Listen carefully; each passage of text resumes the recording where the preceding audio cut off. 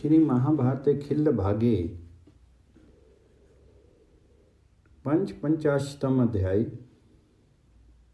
भगवान विष्णु के द्वारा नारद जी के कथन का उत्तर तथा ब्रह्मा जी का भगवान जी से उनके अवतार लेने योग्य स्थान और पिता माता आदि का परिचय देना। वैशंपायन जी कहते हैं, जन्मेजय, भोग और मोक्ष की अभिलाषा रखने वाले पुरुषों के द्वारा जो एकमात्र वर्ण करने योग्य हैं वे सर्वशक्तिमान परमेश्वर मधुसूदन श्री हरि नारद जी की पूर्वोक्त बात सुनकर के मुस्कुराए और अपने कल्याण में वाणी द्वारा उन्हें उत्तर देते हुए बोले, नारद, तुम तीनों लोगों के हित के लिए मुझसे जो कुछ पूछ रहे हो, तुम्हारी ये बात उत्तम प्रवृत्ति के लिए प्रेरणा देने वाली है। अब तुम उसका उत्तर सुनो।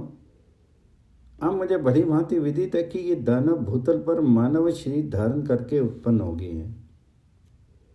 मैं ये भी जानता हूं कि कौन कौन दैत्य किस किस शरीर को ग्रहण करके वैर भाव की पुष्टि कर रहा है। मुझे ये भी ज्ञात है कि काल नेमी उग्रसेन पुत्र कंस के रूप में इस पृथ्वी पर उत्पन्न हुआ है। घोड़े का शीर धारण करने वाले केशी नामक दैत्य से भी मैं अपरिचित नहीं हूं। कोल्यापेड़ हाथी, चानूर और मुष्टिक नामक मल्ल तथा वृषभ रूपधारी दैत्य अरिष्टासुर को भी मैं अच्छी तरह जानता हूं। विप्रवर, खार और प्रलंब नामक महान असुर भी मुझसे अज्ञात नहीं है। राजा बलि की पुत्री पूतना को भी मैं जानता हूं। जमुना के कुंड में रहने वाले कालिया नाग को भी मैं जानता हूं, जो गरुड़ के भेष से उस कुंड में जा घुसा है। मैं उस जरासंध से भी परिचित हूं, जो इस समय समस्त भूपालों के मस्तक पर खड़ा है। प्राग ज्योतिषपुर में रहने वाले नरकासुर को भी मैं भली भांति जानता हूं। भूतल के मानव लोक में जो मनुष्य रूप धारण करके उत्पन्न हुए हैं, जिनका तेज कुमार कार्तिकेय के समान है, जो शोणितपुर में निवास करता है और अपनी सहस्त्र भुजाओं के कारण देवताओं के लिए भी अत्यंत दुर्जय हो रहा है, उस बल अभिमानी दैत्य बानासुर को भी मैं जानता हूँ। तथा ये भी समझता हूँ कि पृथ्वी पर जो भारतीय सेना का महान भार बढ़ा हुआ है, उसे उतारने का कार्य मुझको ही अवलंबित है। मैं उन सारी बातों से परिचित हूँ कि किस प्रकार से राजा लोग आपस में युद्ध करेंगे, भूतल पर उनका किस तरह संहार होगा और पुनर्जन्म से रहित दिव्य पुरुष देह धारण करने वाले इन नरेशों को इंद्रलोक में किस प्रकार सत्कार प्राप्त होगा। ये सब कुछ मेरी आंखों के सामने है। मैं भूलोक में पहुंच करके मानव शरीर धारण करके स्वयं तो उद्योग का आश्रय लूंगा ही, दूसरों को भी इसके लिए प्रेरित करूंगा। जिस विधि से जो असुर मर सकेगा, उस उपाय से मैं उन सभी कंस आदि बड़े बड़े असुरों का वध करूंगा। मैं योग से इनके भीतर प्रवेश करके इनकी अंतर्धान आदि गतियों को नष्ट कर दूंगा और इस प्रकार युद्ध में इन दिवेशरों के शत्रु का संहार कर डालूंगा। नारद, पृथ्वी के हित के लिए स्वर्गवासी देवताओं, देवऋषियों तथा गंधर्वों ने यहाँ से जो अपने अपने अंश का उत्सर्ग किया है, ये सब मेरी अनुमति से हुआ है, क्योंकि मैंने पहले से ही ऐसे निश्चय कर लिया था। ब्राह्मण, अब ये ब्रह्मा जी मेरे लिए निवास स्थान की व्यवस्था करें। पिता में, जब आप ही मुझे बताइए कि मैं किस प्रदेश में कैसे प्रकट होकर के तथा किस वेश में रह करके उन सब असुरों का समर भूमि में संहार करूंगा। तो ब्रह्मा जी ने कहा, सर्वव्यापी नारायण, आप मुझसे इस उपाय की सुनिए, जिसके द्वारा सारा प्रयोजन सिद्ध हो जाएगा। माँ बाहो, भूतल पर जो आपके पिता होंगे, जो माता होंगी और जहाँ जन्म लेकर के आप अपने कुल की वृद्धि करते हुए यादवों के संपूर्ण विशाल वंश को धारण करेंगे तथा उन समस्त असुरों का संहार करके अपने वंश का महान विस्तार करते हुए जिस प्रकार मनुष्यों के लिए धर्म की मर्यादा स्थापित करेंगे, ये सब बताता हूँ। वैष्णव, पहले की बात है, महर्षि कश्यप अपने महान यज्ञ के अवसर पर महात्मा वरुण के यहाँ से कुछ दुधारू गौएं मांग लाए थे, जो अपने दूध आदि के द्वारा यज्ञ कार्य में बहुत ही उपयोगी थी। यज्ञ कार्य पूर्ण हो जाने पर भी कश्यप की दो पत्नी अदिति और सुरभि ने वरुण को उनकी गौएं लौटा देने की इच्छा नहीं की। तब वरुण देव मेरे पास आए और मस्तक झुका करके मुझे प्रणाम करने के पश्चात बोले, भगवान, पिताजी ने मेरी गौएं ला करके रख ली हैं। यद्यपि उन गौओं से जो कार्य लेना था वह पूरा हो गया है, तो भी पिताजी मुझे उन्हें वापस ले जाने की आज्ञा नहीं देते हैं। इस विषय में उन्होंने अपनी दो पत्नियों अदिति और सुरभि के मत का अनुसरण किया है। प्रभु, मेरी वह गौएं दिव्य अक्षय एवं कामधेनु हैं तथा अपने ही तेज से सुरक्षित रह करके समस्त समुद्रों में विचरण करती हैं। देव, जो अमृत के समान उत्तम दूध को अविच्छिन्न रूप से देती रहती है, मेरी उन गौओं को पिता कश्यप जी के सिवा दूसरा कौन बलपूर्वक रोक सकता है? ब्राह्मण, कोई कितना ही शक्तिशाली हो, गुरुजन हो अथवा और कोई हो, यदि वह मर्यादा को त्याग करता है तो आप ही ऐसे सब लोगों पर नियंत्रण कर सकते हैं, क्योंकि आप हम सब लोगों के परम आश्रय हैं। लोक गुरु, यदि संसार में अपने कर्तव्य से अनभिज्ञ रहने वाले शक्तिशाली पुरुषों के लिए दंड की व्यवस्था ना हो तो जगत की सारी मर्यादाएं नष्ट हो जाएंगी। इस कार्य का जैसे परिणाम होने वाला हो, वैसा ही कर्तव्य का पालन करने का या कराने में आप ही हमसे प्रभु, हमारे प्रभु हैं। मुझे मेरी गौएं दिलवा दीजिए, तभी मैं समुद्र को जाऊंगा। इन गौओं के देवता साक्षात पर ब्रह्म परमात्मा हैं तथा वे अविनाशी सत्य गुण का साकार रूप है। आपसे प्रकट हुए जो जो लोग हैं, उन सब को दृष्टि में गौ तथा ब्राह्मण एक समान माने गए हैं।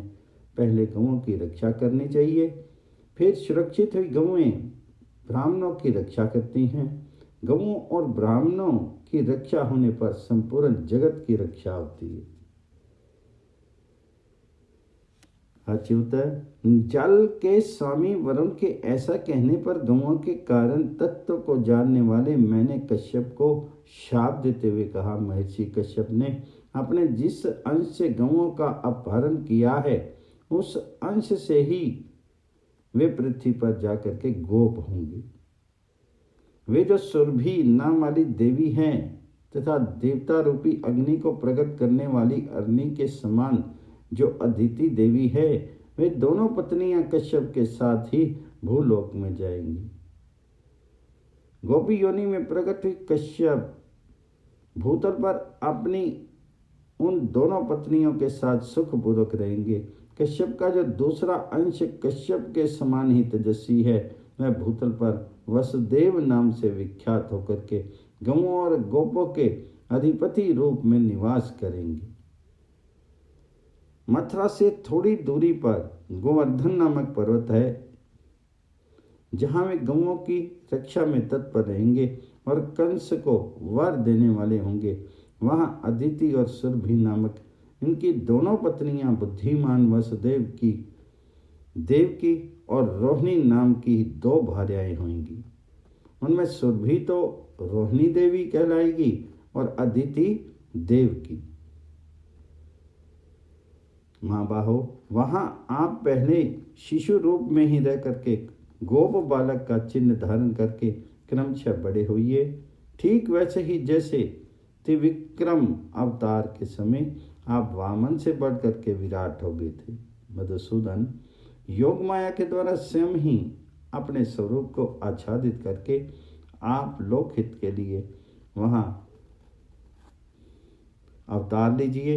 ये देवता लोग विजय सूचक आशीर्वाद दे करके आपके अभ्युदय की कामना करते हैं। आप पृथ्वी का स्वयं अपने आप को उतार करके 2 गर्भों के रूप में प्रकट होकर के माता देवकी तथा रोहिणी की को संतुष्ट कीजिए। साथ ही यथा समय सहस्त्रों गोप कन्याओं को आनंद प्रदान करते हुए ब्रजभूमि में विचरण कीजिए।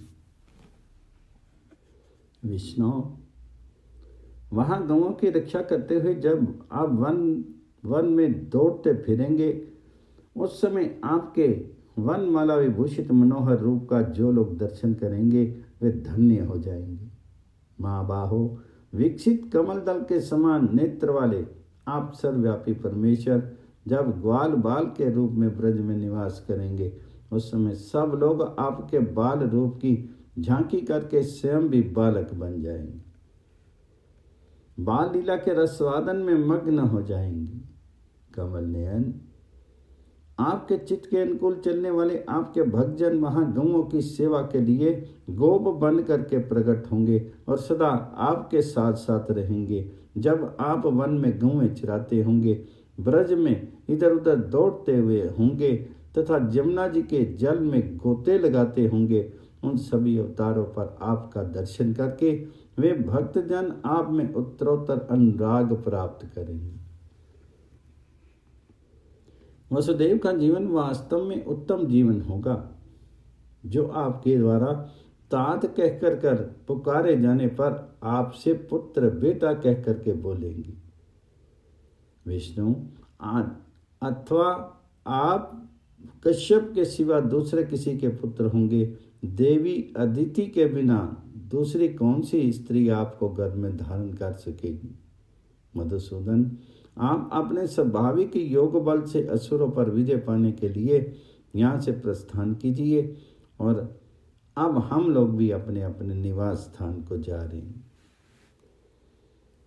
वैशंपायन जी कहते हैं, जन्मेजय, देवलोक के उस पुण्य प्रदेश में बैठे हुए भगवान विष्णु देवताओं को जाने की आज्ञा देकर के क्षीर सागर से उत्तर दिशा में स्थित अपने निवास स्थान को चलेगी।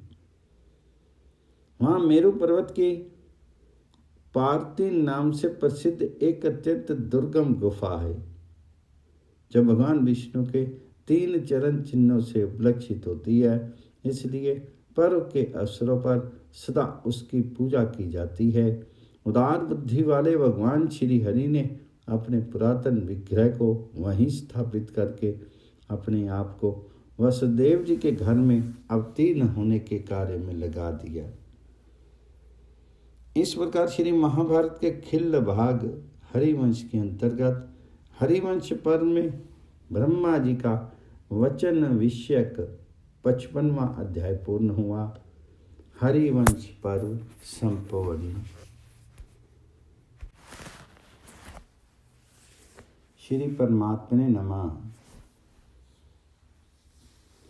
श्री महाभारतम तस्य अखिल भागो हरिवंश तत्र विष्णु पर्व प्रथमाध्याय। मंगलाचरण। नारद जी का मथुरा में आकर के कंस को आने वाले भय की सूचना देना और कंस का अपने सेवकों के सामने बढ़ बढ़ कर बातें बनाना। भद्र का आश्रम निवासी प्रसिद्ध ऋषि श्री नारायण अथवा अंतर्यामी नारायण नर अर्थात नारायण सखा अर्जुन तथा आदि जीव हिरण्यगर्भ तथा नरोत्तम अर्थात इस हिरण्यगर्भ एवं अंतर्यामी से भी श्रेष्ठ शुद्ध सच्चिदानंदमय पुरुषोत्तम श्री कृष्ण को और इन नर नारायण तथा नरोत्तम के तत्व को प्रकट करने वाली देवी सरस्वती को एवं देवी सरस्वती ने संसार पर अनुग्रह करने के लिए जिनके शीर में प्रवेश किया है, उन व्यास जी को प्रणाम करके अविद्या रूपी ज्ञान अंधकार को जीतने वाले इतिहास पुराण आदि ग्रंथों का पाठ आरंभ करें। नारायणम नमस्कृत्य नरम चैव नरोत्तमम देवीं सरस्वतीं व्यासं ततो जयमुदीरयेत्। वैशंपायन जी कहते हैं, जन्मेजय, भगवान विष्णु और देवताओं के अंश भूतल पर अवतीर्ण हो चुके हैं। ये जानकर देवऋषि नारद कंस को उनके निकटवर्ती विनाश की सूचना देने के लिए मथुरा को गए। स्वर्ग से उतर करके वे मथुरा के उपवन में खड़े हो गए और वहीं से उन मुनि श्रेष्ठ ने कंस के पास एक दूत भेजा। उस दूत ने कंस के पास जाकर के बताया कि नगर के उपवन में देव ऋषि नारद पधारे हैं। नारद जी के आगमन का समाचार सुनकर के कमल लोचन असुर कंस जल्दी जल्दी पैर बढ़ाता हुआ अपनी पुरी से बाहर निकला। उपवन में पहुंच करके उसने वहां अपने सपहनीय अतिथि देव ऋषि नारद जी का दर्शन किया, जो पाप ताप से रहित थे। उनका तेज प्रज्वलित अग्नि के समान जान पड़ता था।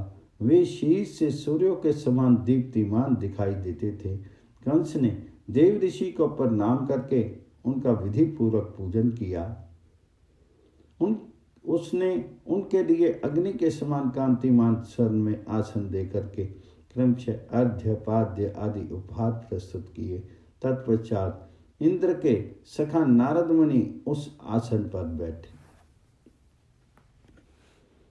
बैठने के बाद वे परम क्रोधी उग्रसेन पुत्र कंस से बोले, वीर, तुमने मेरा शास्त्रीय विधि से पूजन किया है, इसलिए मैं तुम्हें एक आवश्यक बात बताता हूं। तुम मेरे उस वचन को सुनो और ग्रहण करो।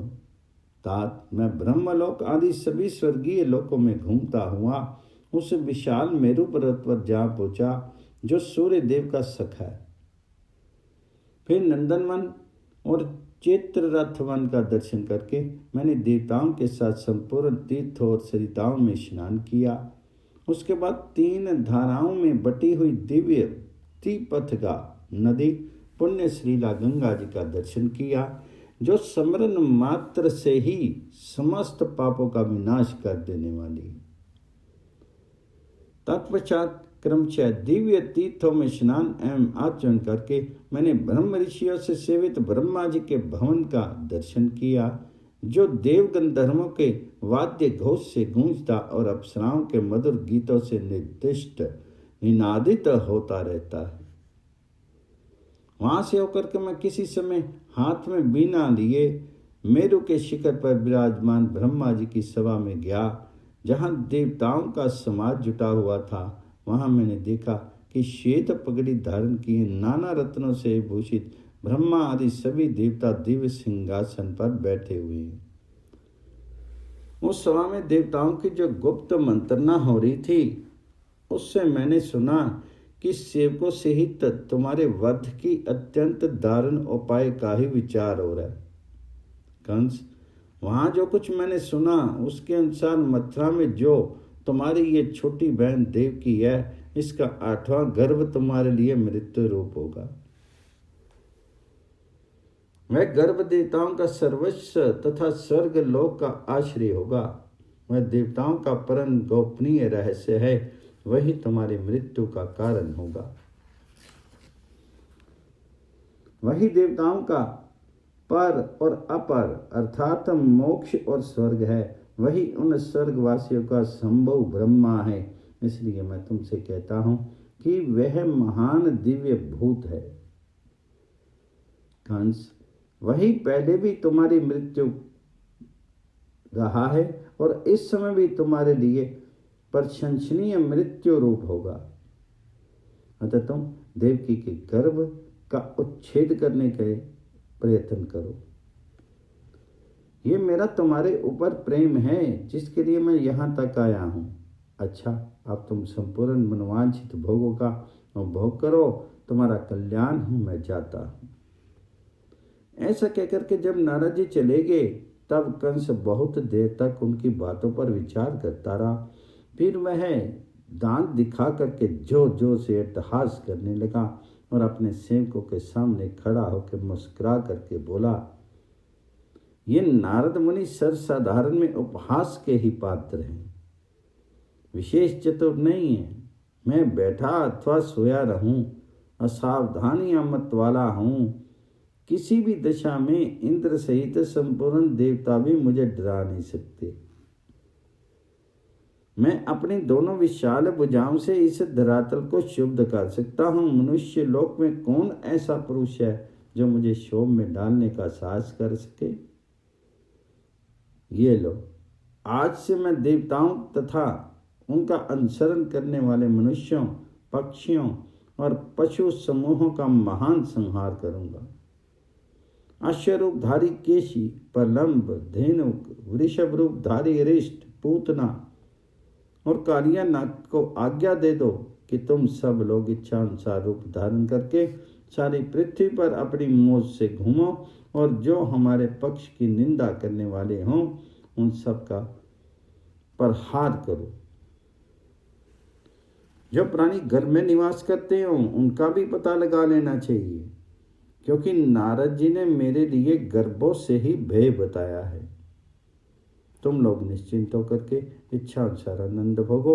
मैं तुम्हारा स्वामी और संरक्षक हूँ। मेरा आश्रय लेकर के तुम्हें देवताओं की ओर से कोई भय नहीं है। नारद बाबा तो युद्ध कराने का ही खेल खेलते हैं। लोगों में फूट डाल देना उनका स्वभाव है। इस संसार में जो लोग बड़े स्नेह से भली भांति मिलजुल कर रहते हैं उनमें भी फूट डालने में इन्हें आनंद आता है। ये बड़े चंचल हैं और लोगों में सदा संघर्ष पैदा करते हुए घूमते रहते हैं। विभिन्न उपायों द्वारा राजाओं में वैर बढ़ा देने के लिए ये सदा सचेत रहते हैं। इस प्रकार केवल वाणी मात्र से प्रलाप करता हुआ कंस अपने भवन में चला गया। उस समय उसका चित्त चिंता की आग में जल रहा था। इस प्रकार श्री महाभारत के खिल्लबाग हरिवंश के अंतर्गत विष्णु पर्व में नारद जी का आगमन तथा कंस का वाक्य विषयक पहला अध्याय पूरा हुआ। श्री महाभारत खिल्लभागे द्वितीय अध्याय कंस द्वारा देवकी के गर्भ के विनाश का प्रयत्न। भगवान विष्णु का पाताल लोक में स्थित षड गर्भ नामक दैत्यों के जीवों का आकर्षण करके उन्हें निद्रा देवी के हाथ में देना और देवकी के गर्भ में क्रमशः स्थापित करने का आदेश देकर के अन्य कर्तव्य बताना तथा कार्य साधन के अनंतर बढ़ने वाली उस देवी की महिमा का उल्लेख।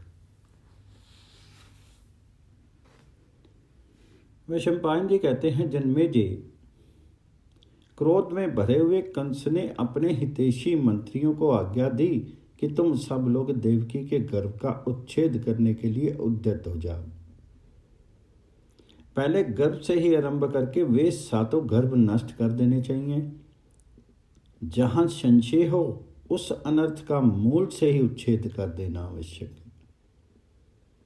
देवकी अपने भवन में गुप्त रक्षों द्वारा सुरक्षित रह करके अपनी इच्छा के अनुसार निर्भय विचरें, परंतु जब वह गर्भवती हो जाए उस समय उसे विशेष नियंत्रण में रखना चाहिए।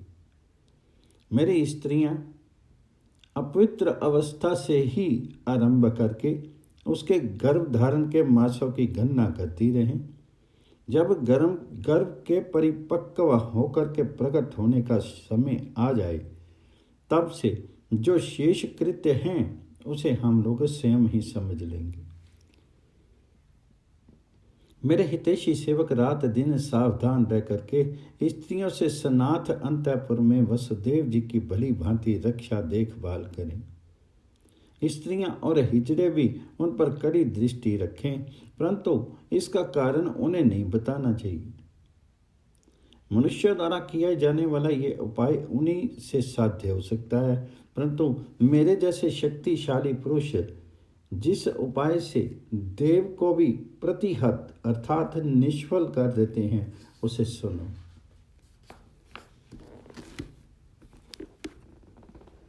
भली भांति किए हुए मंत्र समूहों के जप, अच्छी तरह उपयोग में लाए हुए औषधों के सेवन तथा अनुकूल प्रयत्न से देव को भी अपने अनुकूल बना लिया जाता है। वैशंपायन जी कहते हैं, राजन, इस प्रकार कंस देवकी के गर्भ का विनाश करने के यत्न में लग गया। नारद जी से सारी बातें ये सुन चुका था, इसलिए भय से प्रेरित होकर के अपनी रक्षा के लिए मंत्रियों के साथ मंत्रणा करने लगा। कंस का सारा प्रयत्न जगत के लिए उत्पात रूपी था। उसे सुनकर के अदृश्य भाव से वहां स्थित हुए परम पराक्रमी भगवान विष्णु ने इस प्रकार विचार किया, भोज कुमार कंस देवकी के इन 7 गर्भों को मार डालेगा अथवा 8वें गर्भ में मुझे अपने स्वरूप का आघान करना चाहिए। इस प्रकार सोचते हुए भगवान जी का मन सहसा पाताल की ओर गया, जहां वे गर्भ में शयन करने वाले षड गर्भ नामक दानव विद्यमान थे।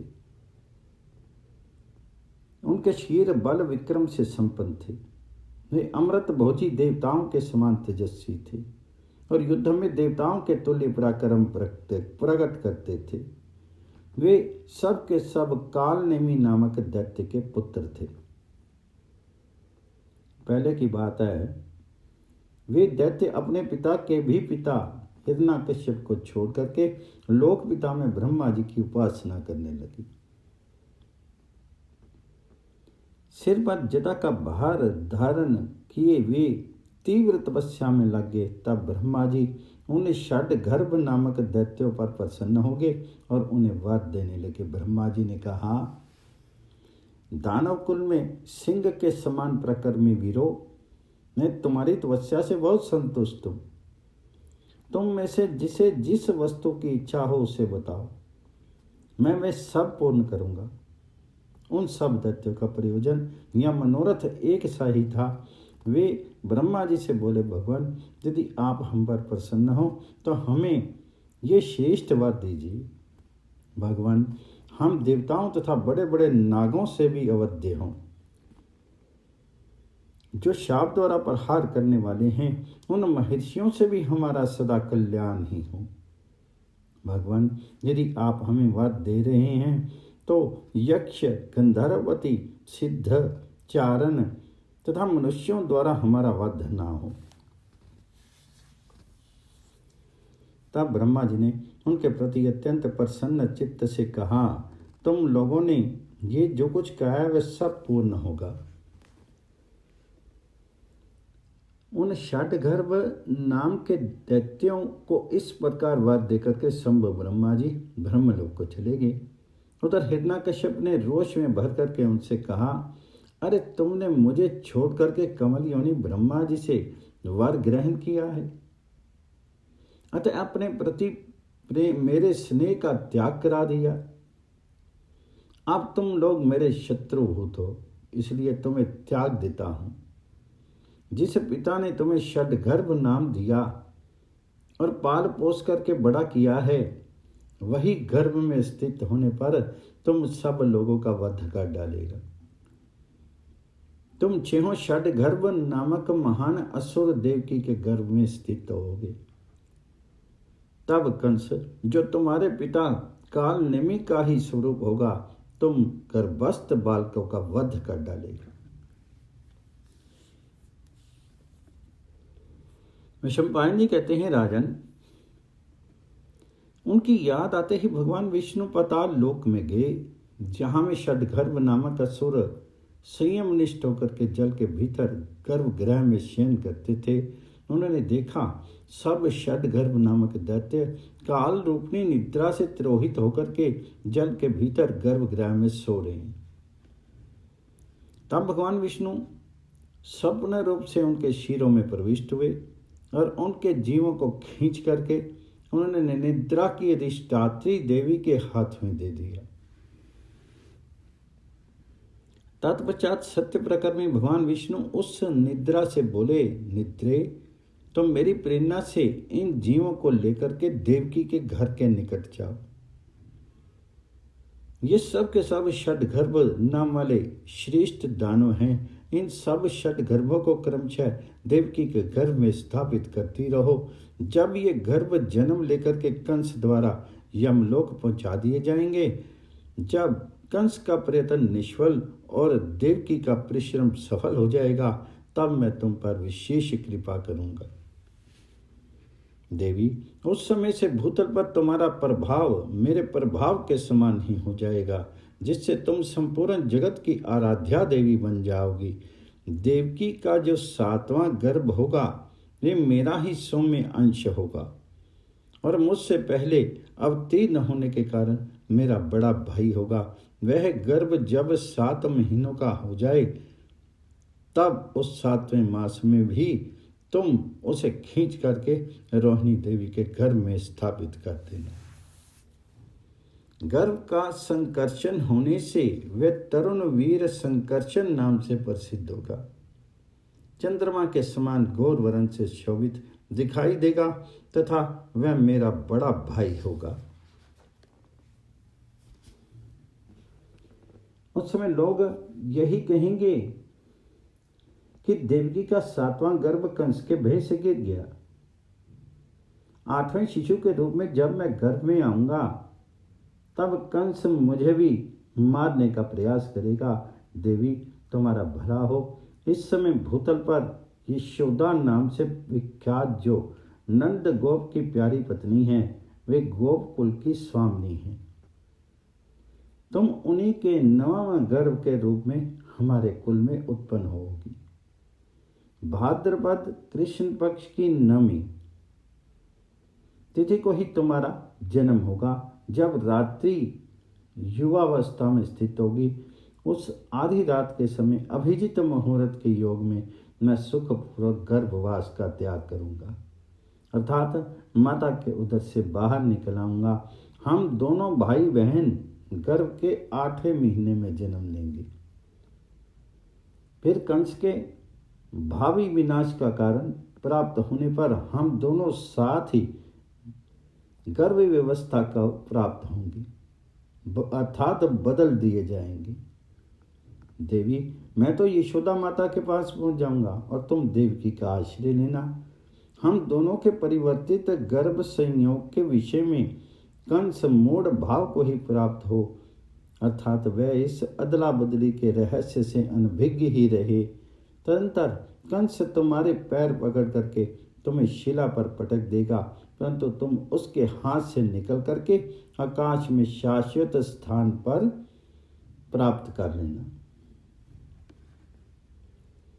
तुम्हारी अंग कांति मेरी ही छवि के समान श्याम होगी, परंतु मुख भैया संकर्षण के समान गौर होगा। तुम आकाश में मेरी ही भुजाओं के समान दोनों ओर 2-2 रिष्ट पुष्ट विशाल बाहें धारण करोगी। 4 भुजाओं में 3 शिखाओं से युक्त शूल अर्थात त्रिशूल, सोने की मूठ लगी हुई तलवार, मधु से भरा हुआ पात्र तथा अत्यंत निर्मल कमल धारण करके शोभित होगी। तुम्हारे श्रीअंग में नीले रंग की रेशमी साड़ी शोभा पाएगी और तुम रेशमी पीतांबर को चादर ओढ़े रहोगी। तुम्हारे वक्षस्थल में चंद्रमा की किरणों के समान प्रकाशमान श्वेत हार शोभा दे रहा होगा। दिव्य कुंडलों से मंडित कर्णी युगल तुम्हें विभूषित करेंगे और चंद्रमा की भी शोभा को छीन लेने वाले अपने मनोरथ मुख से तुम अत्यंत शोभायमान होगी। तुम्हारे मस्तक पर विचित्र मुकुट और शोभाशाली केश बंद फपते होंगे। भुजंगों की सी आभा वाले अपनी भयानक भुजाओं से तुम 10 दिशाओं की शोभा बढ़ाओगे। मोर पंख से विभूषित ऊंची ध्वजा तथा मयूर पिच्छ के ही बने हुए प्रकाशमान अंगद भुजबंध से तुम प्रकाशित होगी। भयंकर भूतगणों से घिर करके मेरी आज्ञा के अधीन रहती हुई तुम सदा कुमारी रहने का व्रत लेकर के स्वर्गलोक को चली जाओगी। महादेवताओं सहित सहस्त्र निर्धारी इंद्र मेरी आज्ञा के अनुसार सब कार्यों का संपादन करने के कारण अथवा मेरी बताई हुई पद्धति के अनुसार तुम्हारा दिव्य विधि से अभिषेक करेंगे। वही इंद्र अपनी बहन बनाने के लिए तुम्हें सादर ग्रहण करेंगे। कुशिक के गोत्र से संबंध होने के कारण तुम कौशिकी नाम से प्रसिद्ध होगी। वे देवराजेंद्र पर्वतों में श्रेष्ठ विंध्य गिरि पर तुम्हें शाश्वत स्थान प्रदान करेंगे। तत्पश्चात तुम अपने शस्त्रों स्थानों द्वारा सारी पृथ्वी को शोभित करोगी। महाभागे, तुम इच्छा के अनुसार रूप धारण करने वाली और वरदायित्री होकर के तीनों लोकों में विचरोगी तथा तुमसे की हुई उपयाचना अर्थात मनोती अवश्य सफल होगी। वहां मुझे मन में स्थान देकर के तुम विंध्य पर्वत पर विचरने वाले शुंभ और निशुंभ नामक दानवों को उनके अनुयायियों सहित नष्ट कर डालोगी। वहां तुम्हें मधुयुक्त एवं मांस रहित बलि प्रिय होगी और सब लोग बारंबार तुम्हारे तीर्थ की यात्रा करके नवमी तिथि को पशु पूजन कर्म के साथ तुम्हें पूजा देंगे, जिसे तुम प्रसन्नतापूर्वक ग्रहण करोगी। मेरे प्रभाव को जानने वाले जो मनुष्य तुम्हें प्रणाम करेंगे, उसके लिए पुत्र अथवा धन आदि कोई भी वस्तु दुर्लभ नहीं होगी। कोई दुर्गम स्थान में फंस जाए, महासागर में डूबने लगे तथा लुटेरे या डाकों के द्वारा कैद कर लिए जाएं, उन सभी संकटग्रस्त मनुष्यों के लिए तुम सबसे बड़ा सहारा होगी। शुभे, जो लोग भक्तिपूर्वक इस आगे बताए जाने वाले स्तोत्र से तुम्हारी स्तुति करेंगे, उनके लिए ना तो मैं अदृश्य रहूँगा और ना वे ही मेरी दृष्टि से ओझल रहेंगे। इस प्रकार श्री महाभारत के खिल्लबाग हरिवंश के अंतर्गत विष्णु पर्व में पृथ्वी के भार को उतारने के प्रसंग में भगवान द्वारा निद्रा को कर्तव्य का ज्ञान विषयक दूसरा अध्याय पूर्ण हुआ।